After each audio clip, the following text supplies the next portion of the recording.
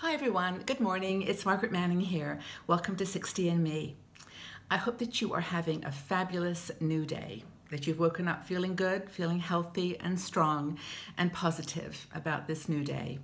You know, there's always a lot of opportunity to make this the best, day that you can make it. And I hope that you approach it with that kind of mindset, and that you know that you're not alone on this journey. There's lots of ups and downs on the road after 60, and that's what 60 and Me is here for, for you. So I hope that you're doing good. I was inspired this week by reading one of the articles that a blogger of ours, Terry White, wrote on longevity. Now, Terry's really funny. She's a new blogger for 60 and Me, and she wrote to say that basically she should have started this whole project about 40 years ago, but now in her 60s, she's decided that she needs to start planning for these extra decades that she has in her life and that we all have. You know, it's a new world. It's a different world than we had before. And by the way, I should remind you, before I get started, I forget all the time that I've got my cup of tea here with me. And today I've got green tea. I've got my beautiful green tea. And this is actually a big part of healthy aging, is drinking good teas, eating good healthy food. So don't want to forget that. Grab a cup of tea or coffee and we'll carry on. But anyway, what Terry was saying about longevity was that she's got these decades now ahead of her and she hasn't really planned. So she's started a project called the Longevity Project. And she's just writing really about things that you do to kind of, stay healthy physically, mentally, emotionally, and make the best of these years that we've been given. And I know that some of you are facing physical challenges, and obviously we're all in this together too. I mean, it could happen to any of us at any time. But anyway, Terry's got some great ideas for ways to join the revolution, join the longevity revolution. And she talks about something that I wasn't familiar with, this project or this research called the Longevity Project 8. And it was a study, I think 8 years long, where they looked at people who were living long lives and trying to assess, what the reasons were. And it turns out that yes, it has a little bit to do with genetics, and it has a lot to do with your lifestyle, but it mostly has to do with something they call being conscientious. Conscientious people tend to live longer. And of course, there's a good reason for this, and that is we take care of ourselves.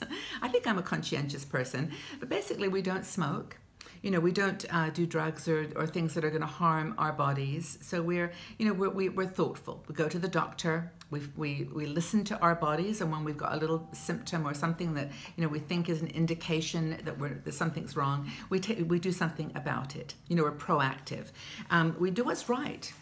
We wear our seatbelts and we don't do too many crazy things. Now, I'm not saying that you shouldn't jump out of planes or do rollerblading or do whatever your heart desires. But this research showed that people who are cautious, who take calculated risks, are the ones that tend to live a little bit longer. So that's right. We floss our teeth. That's one of the things she mentioned. But these are things that we all do consciously, and that being conscious of our well-being is really one of the key contributors to longevity. So Terry's all over that. The next thing that she talks about, which I'm going to do it here while I'm talking, is to sit up straight, to be conscious of your posture. That it's really important to find balance and healthy way that you hold yourself, because it's really, as you get older, you notice sometimes older people start walking a little bit hunched just to get their bearings and their balance.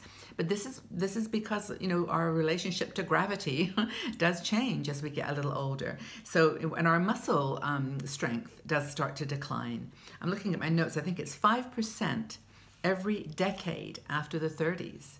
So by the time you get to be 60 or 70 years old, your muscle texture has degraded, and not really because it's just what happens to an aging body.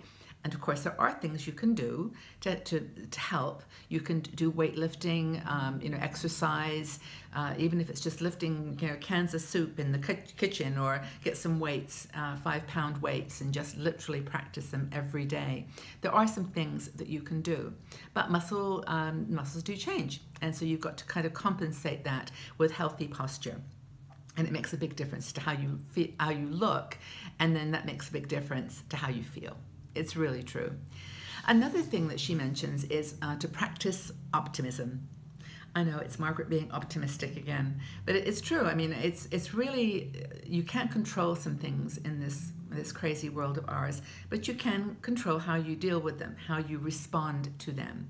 So having a very positive and optimistic view does help you to live longer. I guess it is related to the reduction in stress, that you're just not so worried about stuff. But it does affect our health, and the studies do show that optimists do live longer. So towards this longevity goal, try to keep a positive lens on the world and find joy wherever you go. I mean, I know sometimes it's hard, but do your best. And optimism will take you further on the journey to longevity and healthy aging. Then, manage your rest and relaxation. Now, we know this because we've talked about sleep quite a bit on 60andMe. We have lots of articles on the topic. But it's not just lying down and sleeping, it's the quality of the sleep that you get. And now if you only are getting into a rhythm where you're only sleeping maybe 4 or 5 hours a day, an evening, then give yourself the luxury of a nap. Take a nap in the afternoon for a couple of hours. It's okay, because your body does need that sleep. And I know some people are probably commenting to themselves, well, I only need 5 hours and I'm fine. And that's totally okay. Everyone's different. But there is enough research that's been done to say that, meditating in the morning and giving yourself a good sleep really does contribute to the longevity initiative that we're all on here. We all want to be here as long as possible, right? And be healthy while we're here. So this is Terry's mission, and it's mine too. And I hope it's yours. But the next thing that she mentions, which I think is a really, really important one, is to love learning, be creative, and stay curious. It's a really, really important thing. I mean, embracing technology is part of that, because I think it opens doors for us that we haven't had before. And I think that, I know we have women in our community who are afraid of technology. They don't want to use Facebook or other online tools, and that's okay. If you don't want to, there's no point forcing yourself.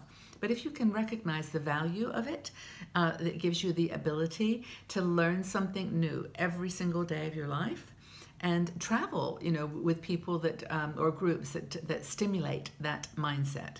Like Road Scholar, for example, their programs are all about learning adventures. And if you don't have the money to do that kind of travel, then just get on a bus or a little ferry boat if you're by the sea, or just go for a walk and use that time with maybe your headphones on to learn something. Be a lifelong learner, because that does help with longevity. Doing something creative, fun every day is well, according to Terry, and I know I've read the research too, is a really important stimulant to healthy aging. Now, if you're curious and you're a lifelong learner, you're going to meet people that are in that same category. And that's another thing, is to have social connections. I know we say we're okay by ourselves and we love living alone, and I hear it all the time, and I say it too, but it is nice to have friends. And having friends is especially girlfriends, because we're not judging, well, not that guys always judge, but anyway, I digress.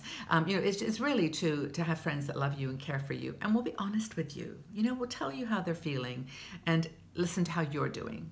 I think that's really super important. So that's the words of advice for the longevity initiative that Terry's on, and I'm on too. It's to be conscientious, to be optimistic, and to be creative, to be a lifelong learner. I think that's some great advice. Hope you found it useful. I talk every day about things that I think are on your minds, and if you've got other topics to discuss, let me know. But I think that this is an important one. Getting up every day and wanting to make the best of that day, and to have as many, the gift of as many days as possible. So join the longevity revolution with us. And I'd like to ask you a question. What are you doing to stay healthy as you get a little older? What are you doing for healthy aging? And what's your personal formula for successful aging? let's share with each other and we can have a conversation, and I look forward to joining in the dialogue. So I hope that you're doing well. Have a great, healthy, happy day, and I'll see you all back here again very, very soon. Take good care. Bye-bye.